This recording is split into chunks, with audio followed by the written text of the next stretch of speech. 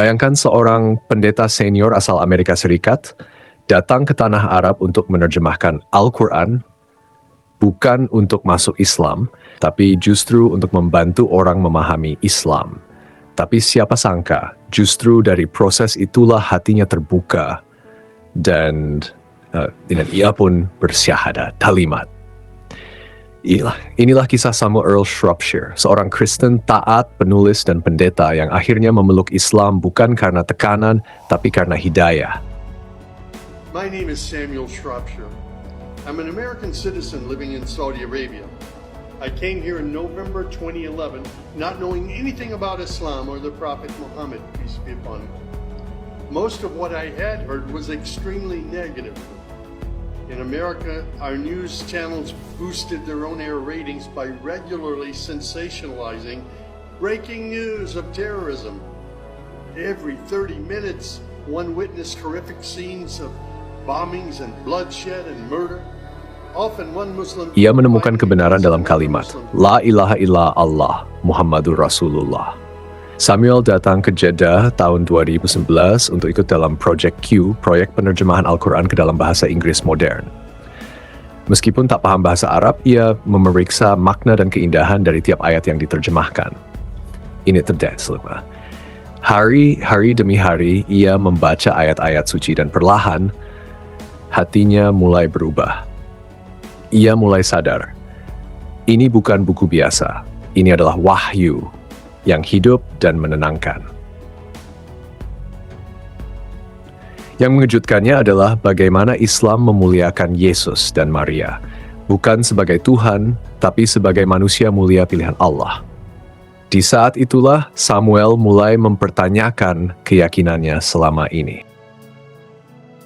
Ia juga menyadari media barat selama ini salah menggambarkan Islam. Yang ia temui di Jeddah adalah orang-orang yang penuh kasih, disiplin, dan bersih hatinya. Sampai suatu malam, dalam keheningan, ia merasakan dorongan kuat dari jiwanya. Dan akhirnya, ia pun bersyahadat. Air matanya jatuh, ia telah memilih jalan Islam. In a bedroom that had been set up for me in Dr. Safi's office. At night, I would stand on the balcony of that building and I would look across a very busy boulevard to a mosque. And I would hear the calls to prayer. I would see men and women coming to the mosque and leaving the mosque. Children were playing football in the mosque parking lot. Except for the minaret, it appeared to me to look like a typical Christian church in America. My heart longed to be in that mosque. I felt compelled by God to go there.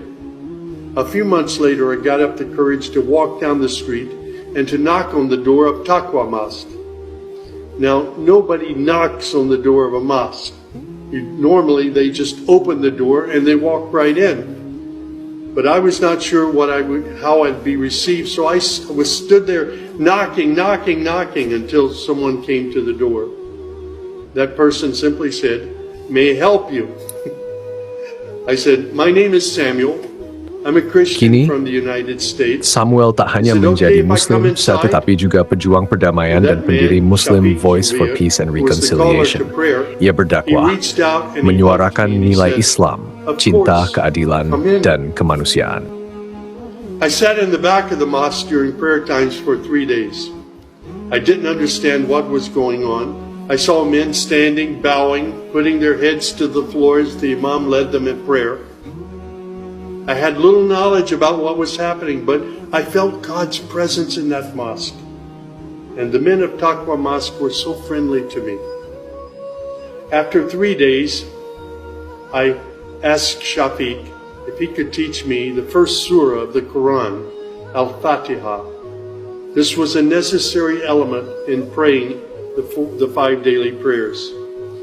I was memorizing sounds, but I didn't know what the sounds meant. So I started comparing them with an English translation I had, and I realized that there was nothing in Al-Fatiha that was inconsistent with Christian teaching.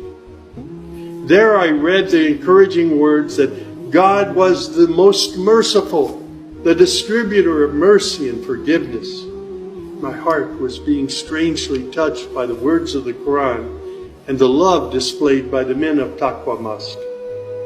Dr. Sadiq Malki would later drive me to the Islamic Education Foundation in Al-Hamra neighborhood of Jeddah, where I said, Al-Shahada.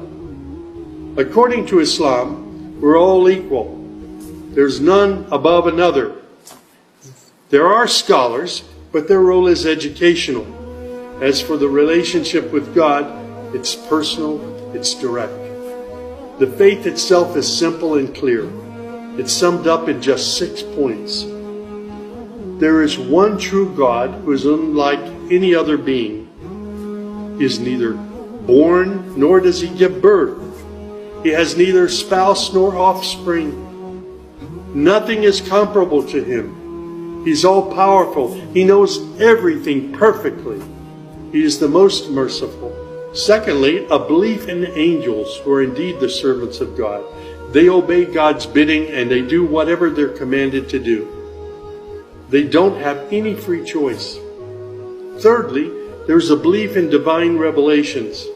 Islam acknowledges that God revealed scriptures including the Torah, the Gospel, the Psalms. However, down through the ages, many of these divine revelations had become distorted and somewhat corrupt. The Quran, which also contains God's revelations, is intact. It hasn't changed from the very beginning. Kisahnya adalah bukti nyata. Kebenaran Islam mampu menyentuh hati siapa saja. Bukan karena paksaan, tapi karena keikhlasan hati dalam mencari kebenaran. And God's messengers, not just Muhammad. They believe in Abraham and Isaac and Moses and Jesus and hundreds of other prophets. They believe that the prophets were the best of mankind. Muslims believe in the last day. That's to say, this includes the belief in all that God and His messenger have told us about what happens after death, including recording of good and bad deeds, the resurrection and the gathering of all creatures, the reckoning that will take place on the great judgment day, the prophet's intercession, as well as heaven and hell. Man's ultimate aim will be to save himself on that day. Muslims believe in the divine destiny of predestination.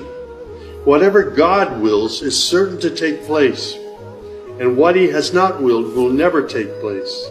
This present life is a test for man, and man should endeavor to pass this test. These tenets of faith appeared to me entirely consistent with human nature. And then I asked, how can one become a Muslim? My search showed me that one needs to fulfill 5 specific duties, which are called the pillars of Islam. These are, first, a declaration to believe and to say verbally, I witness that there is no other deity other than God, and that Muhammad, along with all the other prophets, is God's messenger. Prayer is an important part of a Muslim's life. Muslims seek to maintain the 5 daily prayers. These are spread out over the day and night. Thirdly, there's the zakat. 2.5% of one's property is an obligatory charity, provided that one owns more than a certain threshold and holds it for a year. Then there's fasting. Fasting is an important part of the Muslim's life. Muslims fast throughout the month of Ramadan. They do this every year, abstaining from all food, drink, and sex, from dawn till sunset. One must also refrain from futile arguments and quarrels and forbidden things. The month provides a unique spiritual uplift for all Muslims.